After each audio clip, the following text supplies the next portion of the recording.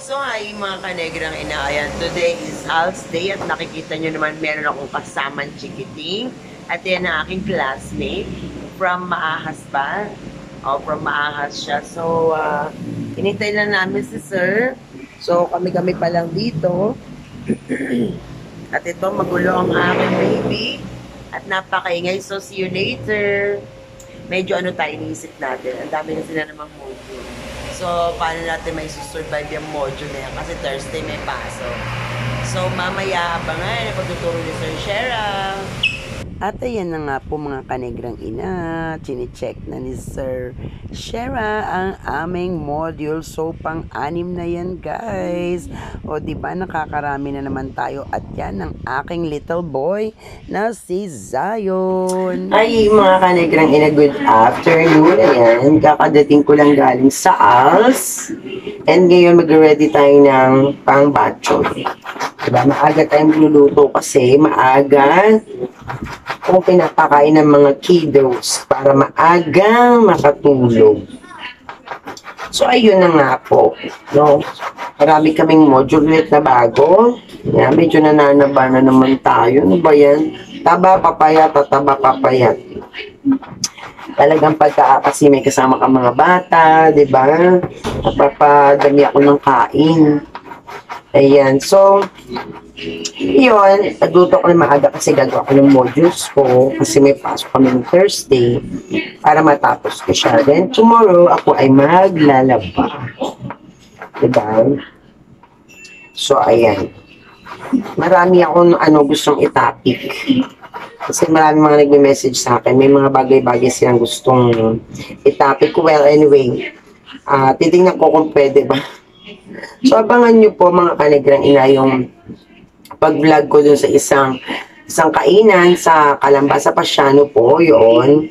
Abangan nyo po yun. Ano siya, only wings and only rice sa halagang 288 pesos. Diba? Murang-mura lang. Kaya nagkipaglaban ako dito kasi ang talas ng kutsilyo ko. Sobra.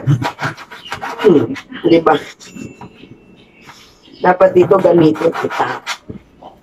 So, favorite kasi ito ng aking mga chikiting ang batchoy. Kaya, magluluto ko. So, mapapadamay na naman ako ng kain. Kailangan talaga natin mag-exercise. Kulang ako sa motivation. I need motivation para tutuloy-tuloy. Diba? Motivation, babalik yung high blood. So, ayan po. Marami pa po tayong magiging bagong mga content. Ito nga pala, ang YouTube channel kasi ni Negrang Ina. Hindi siya yung pare-pareho ng tema. So, iba-iba po. Iba-iba po ang magiging content ko sa YouTube channel na to. Tulad nun, biglang may kampanya, biglang may gusto magpo-vlog na na restaurant, gusto may mapag-vlog na resort. So, yung resort hindi pa tapos. So, gusto nila po sa akin ipag-vlog. Yes, meron ding isang establishment. May nag-refer kasi, ako yung ni-refer niya mag-vlog. Tapos na nakaka-hurt, no? Kasi, pag nakita nilang small vlogger ka, parang yung bang, wala lang, hindi ka nila, hindi na yung sin zone na lang, di ba? Yun, papasok din dun yung professionalism. Di ba? Pwede mo akong i-reply ng kasi, awag dito, sila yung una nag-approach Tapos, to make the story short, pasok natin yung professionalism. Yung, i-reply mo naman, di ba? Hindi yung baliwala lang, sisin mo lang. Diba, minsan experience ko yan, may importante akong concern, sobrang importante. Biglang sin zone, ganon, better reply. Kahit replyan mo kung ayaw kitang makausap or hindi ako interesado sa tanong mo. And ang masakit doon, professional pa yung kausap ko, diba? Yung may mga degree holder talaga. Yun yung nakakalungkot. Kasi, ako, I thought myself na na maging professional and then yung pasok natin yung flexibility. 'Di ba? Yung ganon na klase ng ng attitude. So siguro sa dami ng experience ko, I also attend events, 'di ba? Nag-talk tayo yan about ethics and everything ganon. So doon ko natutunan on how to be a good speaker. So yan ang isang topic sa module namin. Yun. So, sa pagka-professional naman, gamitin po natin, di ba? Nakakalungkot kasi yung professional pa. Yung kausap mo, kung sino pa yung mga ganong tao, yung pa yung tao na hindi maayos kausap. Diba? Hindi ko naman po nilalat kasi based on my own experience. Kaya nasasabi ko po yun. Siguro kasi minsan, tingin nila sa akin, ganito lang. Diba? Kaya, kaya parang ganun yung treatment, 'di ba? Talagang hindi ko na matanggap kasi sobrang napaka-professional nung kausap ko. Kaya para bang nakakadismaya na ano ba 'yan, parang gano'n. Anyway, so hindi naman lahat ng daliri natin ay pare-pareho ang sukat. So meaning to say, hindi lahat ng tao ay pare-pareho ng attitude. Syempre, I'm also not perfect.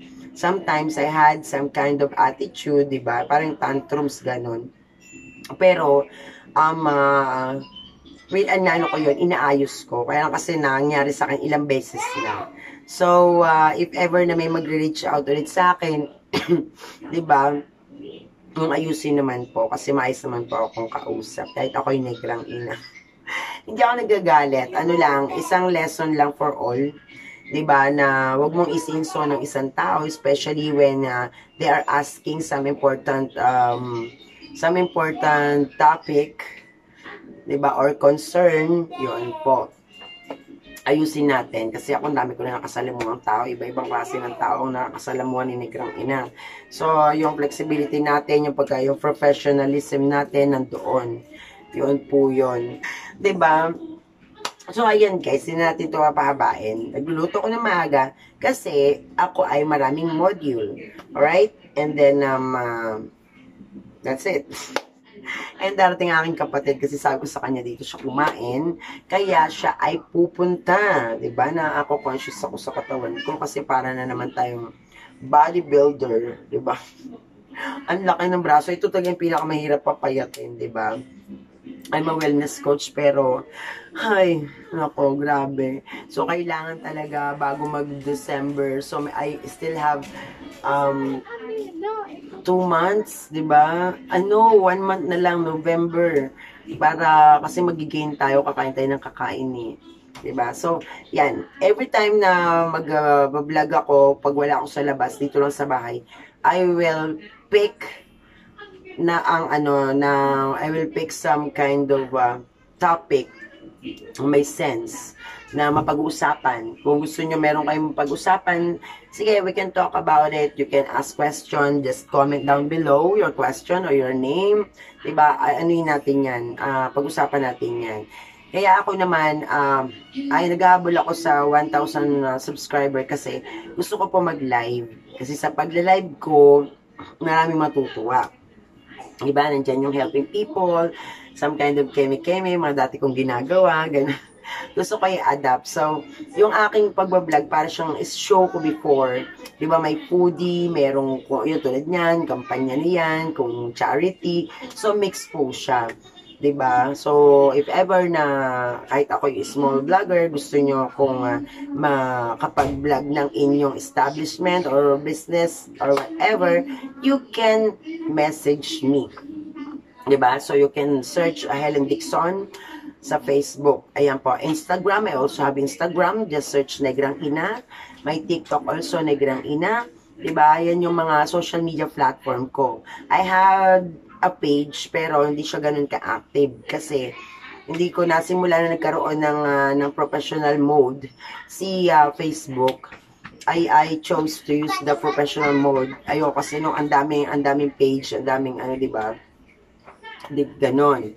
Tapos, ayan. Marami pa akong gusto sabihin at ayan na nga po si D-Boy.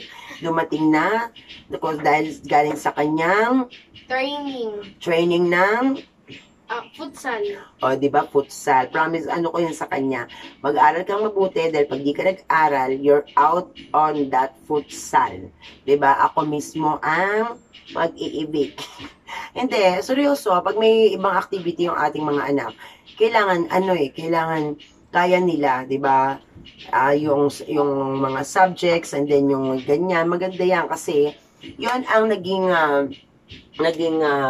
aking tawag dito outlet para si Diboy ay pumayat. 'Di ba? Yung futsal na yan talagang sobra. And maganda yan kasi pag naging professional siya dyan, madadala niya yan hanggang sa kanyang paglaki tungo sa magandang future.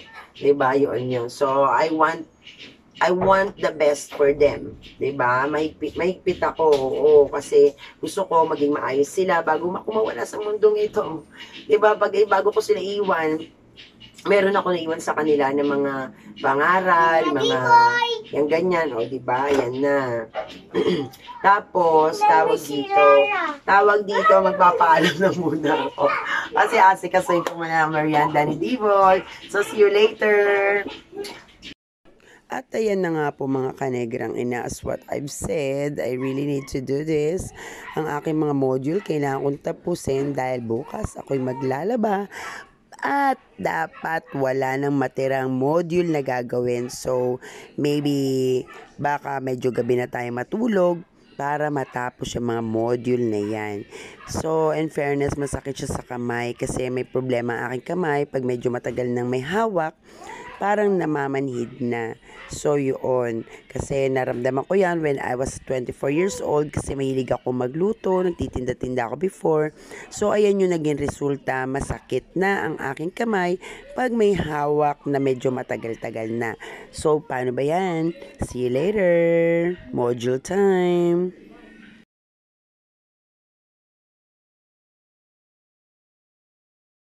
At ayan na nga mga kanegrang ina, medyo nangangalahati na ako sa module and then pinakain ko lang ang mga chikiting at ito baby time kay Rara bago tayo magtuloy mag-module. Then, awag dito. So, kanina nga, nanggaling dito ang aking kapatid at ang aking pamangkin dahil pinatikim ko sila ng aking batchoy. At ito, si Rara, baby time. Grabe, sobrang sweet talaga ng asong ito. Grabe, sobrang bait. Guys, 'di ba? Ngayon taglamig na. Ingat tayo kasi halos lahat na na-encounter ko, masakit ang lalamunan, ganun. So, gargle lang tayo, gargle ng gargle. Then, magsuob. Effective yan magsuob. Lagyan mo ng kalamansi. Ako kasi, yung suob ko, nilalagyan ko ng, pinapatakan ko ng efficacent oil or ng some kind of ointment na menthol. Yun, do it for 15 minutes. Diba? Talukbong, may mabuti. Then, inhale, exhale, yung usok. Hanggang maramdaman mo sa lalamunan mo. Effective yun, guys. Yun yung mga sinaunang panahon na, na home remedy. Diba? Kasi, may bumabarayan dito sa atin. Kaya, ubo, tas sipon. Diba? So, dito may bumabara, nalulusaw siya ng pagsusuob.